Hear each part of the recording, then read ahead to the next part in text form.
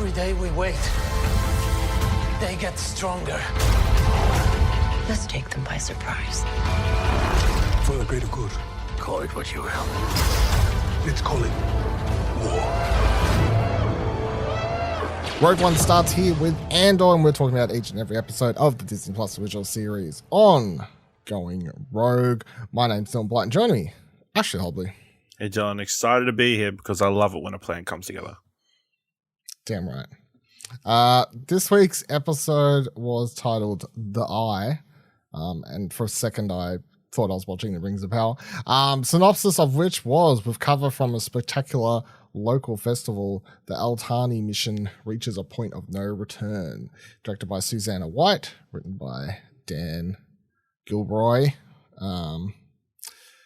Ash, what did you think of this week's episode? Also, sort of the penultimate, or the finale of this arc, you know, like with Yeah. Season finale almost, it felt like, but yeah. Yeah, I enjoyed it. Obviously, you know, it's built around this heist, and it goes the way you kind of expect it to, you know. It goes like any heist movie, it goes well until something goes wrong and then, you know, shit hits the fan. Yeah, really enjoyable. The Eye lived up to the, you know, how they pitched it as this beautiful event. Yeah, I thought it was really good and leaves Andor in kind of an interesting point as to where he goes next from here. There was definitely a turn at the very end with, I can't remember his name. The kid? No. With the guy who shot? Yeah. With Arvel. I didn't see that coming, but in hindsight, it makes a lot of sense. And yeah, I thought it was really interesting. He's a rebel for everyone. He's a rebel to for himself. Yeah. Yeah, I thought this was another fantastic episode. I'm sitting here watching that sequence where they're flying through the eye, just thinking about how beautiful it's all put together and looks and everything. And I'm like, wow, this. Fuck the volume. You know what I mean? Like, I can't. I mean, they. You know, none of that's real. Like, I'm sure the spaceship is, but like everything outside is not real. So I assume it was mostly on green screen or something. All I know is the show that's not like, it's special effects, yes. But it's back to ILM just doing what they do, right? Instead of relying, like, it's funny to me that this show's special effects is so much more stunning when it's just, you know, actually shot places and they're just doing special effects, whatever else. But it's just funny that an entire show that's basically all special effects and just shot on a green screen. And they reckon it's so much better. It just looks so much worse. But all in all, even just like that whole sequence, I felt like was more spectacular than anything we've seen so far in the Disney Plus series and anything we've seen in the last Star Wars film, like in this episode of the show. So as the end of this arc, I thought it was really, really good too. Like, I felt like from start to finish, it was just tense. Like, you know Cassian's going to survive, but for everyone else, you're like, you know, any one of them could die. And we thought a few, if not all, would die. And I feel like the ones that died made sense. Like the kid dying I felt like a given. He went out in a horrible way though. Jesus Christ. Got squashed by accident. By accident. I mean, literally just got squashed by the money he steals the money, helps steal this money, and it crushes him. Once again, Brent highlights how important workplace health and safety is. You know, even where were the brakes on that? Why wasn't it like tied down or anything? You know, why didn't Andor do any kind of safety check? You know, make sure everybody's strapped in. You know, tried to fly it. Yep. He told everyone, hold on, boom. You know. Yep. But yeah, everything else was just throughout the entire episode I felt like I did find it amusing that the two black dudes were the first ones. I couldn't actually remember. I must have blinked and missed it because I missed when the one who like came in with them died. The inside man. No. The one who, like, the fourth man, like the one who was leading their platoon. That one. Well, he was running back towards the thing and he got shot. Oh, he got shot. Okay. I must have blinked and missed it. The inside man I saw when he got shot, though. So. Yeah. So I feel like by the time you reach the end of the episode too, it is like an interesting thing because you have Cassian now going somewhere. I have no idea where he's going to go, but wherever he goes, that's the next arc, I guess. But I feel like the important thing is that he's got this manifesto, and I feel like surely the manifesto is the thing that's going to affect him in some way or another. Like we were talking about last week, like what's going to be the pushing point to get him more towards the rebel side of stuff. And I really enjoyed this show isn't rushing it, like it wasn't end of this episode he's like, man, that kid was great, I'm all about the cause now. Like it's doing it. I think it's doing justice to seeing this character go for an actual arc to reach the point that we see him at in Rogue One. So but I do feel like obviously that manifesto is going to have a big part of it. Kind of sad that guy died. The kid was sort of the best character amongst the it was really interesting, whole bunch of them. Other question I have: the girl who stayed back. The fuck? Was she just? She just has to weasel her way out another way. Because that was the part that confused me. Like she's walking down. Like she says, the two of them say goodbye. Sneak out. Yeah. Her and the other girl, they say goodbye, and she's like, "You're gonna be right." Yep, cool. And then she just walks down to watch the eye and everything like that. But I was like, really? Like everyone else had it worked out in the plan. Like the inside man had it worked out to get to the ship. All this other thing. Like everyone had a way to sort of weasel their way down there before takeoff.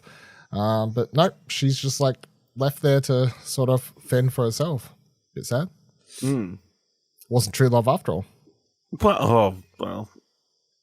There's only so many people they could fit. There wasn't enough time, to get her to go all the way down the elevator to the ship while they're getting attacked. It got screwed up halfway through. I mean, they did get attacked before they were meant to finish up. True. So I don't feel like that. Maybe the plan was for her to come initially, but Well, who told her not to? Like, what was? I don't think she was aware of anything that was going on. She just. I assume they messaged her at some point. Like, we just didn't say it. Maybe. Or got cut for some reason. But, do we think she'll be back later in the season? Do you think her and Vel are going to be characters we see again? I feel like surely we have to see Vel because, like, so, Luthen is a character who will be seen. And Luthen, I presume, is going to meet up with her to deliver the money. And then she's going to tell him what happened to Cassian and then like all that sort of stuff. Give him back his kyber crystal as well. Yes. So I feel like we'll see her again in that sort of scene. That makes sense, that play out. Where Cassian's going though, I have no idea. And then also, what do you think all the money's for? Like, after everyone takes their split, do you think it's a big score because he wants it just to piss off the Empire? Like it's a win. I mean, it's a win-win. Like piss off the Empire in one respect, and then also help fund. Yeah, I was about to say it's the first, like, that's what they're going to funding. use to buy a bunch of X-wings. Maybe, yeah. First funding of the rebellion. Yeah. What was I going to say? The other thing that I thought was interesting was obviously then you have the one Mon Mothma scene where she's sort of trying to pitch this. I don't think it was anything of note. It wasn't anything super important. It was like she's just trying to helping a small group on some planet. Yeah. Some planet, some like not that that's not important, but people of that planet. She was sort of just trying to stick up for them, but yeah, literally everyone could not give a single fuck around her at all. You've got people walking out and all that sort of stuff. Well, the news broke in the middle of her speech, so I really don't feel like that mattered. I feel like no one was probably going to care either way. So, well, yeah, that probably helped as well. But yeah, which I guess is the real story because not only did they strike the Empire, but the Empire kind of had the news of it happening got out as well. Yeah. It kind of makes you wonder, like, who's the journalists that like. That's a cool idea. Who's doing Give this us the story? journalists of the Star Wars universe. Yeah, is it actually Give us like a spotlight? Yeah, spotlight for Star Wars. Why not? I've said a million times you can do any genre in Star Wars. So that's the story I want to pitch. I don't know exactly what it'd be, but yeah, simply some what dumb news. The Galactic Daily or something like that. The Galactic Daily. You really thought hard and come. I did. The Galactic Daily. Fuck, I forgot what I was going to say now. Bloody hell, at the end, do you feel like, what's his name? Bloody mental like Luthen. Do you feel like Luthen, with like the way he sort of celebrates and everything like that, is it just, but that's the thing, like he hasn't got the money at that point. He doesn't even know if they're going to, like, if anything went wrong along the way. Like he's already celebrating the fact that the mission even just happened and it's making news. So that's the part where I'm like, was it more about the money or was it more about the message? You know? Because he's celebrating. Like he is real happy. It's fun. And last week's episode ended on a scene with him being like really worried and down. Yeah. This week's episode ended with a scene of him like absolutely overjoyed. Yeah. I think it's both. He's happy the money got stolen. He's also happy that they were successful to a degree. Yeah. It also gives the impression that maybe he hasn't done many of these. If he's that excited. Unless this is like the biggest one they've tried to pull off yet. So I definitely feel like this is the biggest mission that they've done by far. Yeah. By all accounts. Like from what everyone else was saying in previous episodes, the way he was acting, the way he was talking about it and everything like that, very much seemed like this is the biggest thing. And I mean, like, no matter how much they talked about it, once this episode started and things started going in motion, I'm like, this mission is kind of insane. Like, like once they start, like, they're just rolling up in there, you can see people, like, you can see other troopers side-eyeing them, like, who the fuck are these guys, sort of thing. Like, from the outset, it's already like, man, did you just ever think about the fact that they're literally just walking into the hornet's nest? Yeah, literally. So, and I guess it's all sort of just reliant on the inside man being the one who's never going to question them. So as long as he's not questioning them, then even if everyone else is looking, they're not going to question. So, I guess that's a good thing. I also feel like the other thing I liked the way this episode played out is they killed a few people, but the only person they killed the one guy at the start who was about to shoot the kid. Then they killed a bunch of people in the firefight. But for the most part, it showed that they were restrained. They didn't just kill everybody willy-nilly. No, they weren't like coming in, shooting everyone, that sort of thing. Like it very much was like, I don't think they were full of shit when it's like, you will all be all right. Like you help us do what we do, well, we'll let the you line, get away. Isn't it? Like, yeah, they're not crossing the line. Yeah. But then the thing is, we know Cassian's going to get to a point where he is crossing that line. Think about him in Rogue One at the start. He did the thing here that he did in Rogue One. What, kill the guy? Yeah. I guess so, but he killed him because it was in the best interest of the rebellion. But we killed him mostly because it was the best. I was about to say he killed that guy because it was the best interest of himself. Because I feel like it plays out as if he says yes, that guy's probably going to kill him once they get there. I feel like at that point, there's no way you can trust him. If he says no, he's probably that guy's either going to try and kill him, or he's going to go to Val and play it so he'll get turned. So he was sort of like, the second he started pitching his story, it was like there was no way really out of it, and he realized that very quickly. And he shot first, that's for sure. Damn, he didn't even have a brother. It was a very good quick draw. I give it that as well. Like it was fucking. There's no doubt that Cassian shot first. Cassian 100% shot first, no doubt at all. Really like the music as well. This episode, I felt like obviously added to the tension and the pacing and all that sort of stuff that just built throughout the entire episode. And just having this massive, was it 55 minutes about that or whatever? So this like heist episode, and just like obviously also I felt like the combination of the pacing, the way it was edited and put together, like cutting between them doing stuff and then coming back to the Aldhani people doing their like sort of ritual at the eye or whatever, chanting and like Like, it was like a constant thing of like, where's something going to pop off? Is it going to pop off with them? Is something about to happen with the Aldhani? Like, you know, you're sort of... Yeah, you weren't sure exactly what was going to happen and when. Yeah, and you got this slow build up to the episode as well. Obviously, you're following people inside the Empire on the day, like leading up to the ceremony or whatever. Yeah, like the old Colonel dude. Yeah, him not a heart attack at the end. Not able to put on his own belt and stuff. So he's so fat and plump. Whatever it is. So greedy. Just them drinking thermoses and looking out this. Well, and I think they're like planning to like rebuild the entire planet. Was their whole plan? Yep, they were going to like extend out past where their ritual site was, and they were going to like destroy it all. And they were purposely trying to screw the locals. Yep, like setting up bars and shit. Yep. It's like, jeez, they get what's coming. It's. But the funniest thing is, it is really. This is. I feel like this show is unabashedly, obviously, political more so than other stuff is.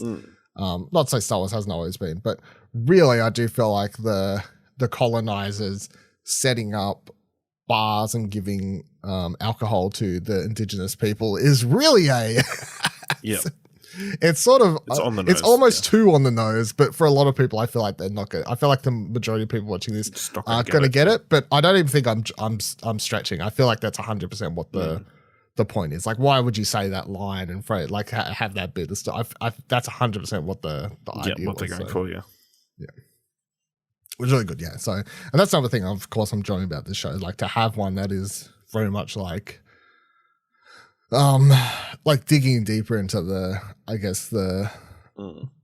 good and the bad amongst both sides. You know, it's not fully like black and white, but there are elements of course, when you do get to the full bad side of the Empire, when you have the really bad side, it's very black. But they do, of course, have characters on both sides. Like, you literally have someone in this episode who's part of the rebellion who suddenly wants to turn at the end. And, you know, so like, it's not like they're making out the good guys are 100% good and all that sort of stuff. But yeah, when the bad guys are bad, they're bad. They're definitely bad. Yep. So, and you can draw correlations to real life events and stuff, which is good. Any closing comments? No, I think, really good. Again, I think like, furthering on your point from last episode, like the threat of the TIE fighters. Yeah. Like the whole sequence of them prep up the TIE fighters and like coming out, I think was pretty effective. And it was only like 2, right? I think it was like 3, yeah. 2 or 3, yeah. And they all got taken out by the eye. He's doing some serious math as he's dying there. Some hardcore. That machine, he told him, like, it never fail once you figure out how to read it and use it or whatever. So incredible. The old tech. Yeah, it's really cool. Look beautiful. Yeah, I don't think I'd ever seen credits. Like, obviously we saw them in the vault last week, but like, you never really think about the credits in Star Wars. I mean, you see credits on tables and stuff all the time. But I guess. I don't think we've ever seen credits in this volume, way, like massive volume before. Yeah, it's not like we've seen like business deals of people like bringing suitcases of credits. No, yeah, exactly. Which is crazy because Han's a bounty hunter. Yeah, we've been following this show, The Mandalorian, about a bounty hunter. Yeah, well, they always like quite often when you see people get paid, they just like hold out a data card and you basically see their bank account numbers go up and. Like you don't actually see the physical money. You just always see like the digital transfer of money. Yeah, so why are they doing physical money? The whole thing, yeah. I don't know. It's easy to they don't trust any banks, Yeah, they don't trust the banks, Fire rises. It's the same reason, I don't know. It's Bane robbed the bank of their digital stuff. So even he was smart enough. Also, I would have stalled it as long as possible as well if I had to jump off a very high bridge. Scared of heights or something. I don't know if it's scared of heights or just scared of actually going through the mission, like the final push, sort of the final moment. Yeah, I think it was a mixture of the two, and not being sure how strong that is. The rope didn't look very strong, to be fair. So also the I don't know, the communications guy just looking straight ahead while she's running very clearly. Very amusing. 15 seconds in the background. Like, pew, pew, pew, pew. Yeah. All right. Well, what do you think next episode? I have no idea. Where's Cassie going to go? I have no idea. There's a whole galaxy. I don't know what the fuck. I have no idea. Yeah. I don't think he even knows. So I don't feel like there's any. Yeah. Who knows? Do you think he's gone home? Nah. No, fuck no. Surely not. Yeah. No, he can't go home. He knows that. So he's going to go somewhere. Coruscant and bump into our old mate. I highly doubt that. That would be a very weird place to go. The center of the where all the people who could arrest you would be. That would be a very weird place to go. No one say will no expect to you. that. Big city. You can go, big, you know where big you can go? planet. Somewhere in the outer reaches. Somewhere where there's not a lot of police. Tatooine. You know what this series needs? Some sand. Some fucking sand. Alrighty, thank you for joining us on this episode. Please subscribe to Holocron Entries, of course, the Star Wars podcast feed you're currently listening to, which houses other shows including The Mandalorians, The Very Bad Batch, all those other things. Hello there. If you like Marvel, make sure to check out all new Marvel cast, the finale of She-Hulk happening this week. So make sure you hear our thoughts about that one over there. If you're enjoying the Rings of Power in Fantasyland, make sure you check out the Lord of the Rings Extended, our podcast where we're talking all things the Rings of Power. And then if you also enjoy other fantasy with a bit more blood and guts and adult content, House of the Dragon I'm talking about. Make sure you head on over and check out our podcast South of King's Landing and everything else, movies, TV, media. You're going to subscribe to what do you want to watch on your podcast feed. Follow all of our Twitters by heading to explosionnetwork.com/Twitter. Join our Discord, explosionnetwork.com/Discord. Come talk to us at either of those places. And if you like this episode and this show, help us out by heading to explosionnetwork.com/support to donate as little as $1. And until next week, keep on rebelling.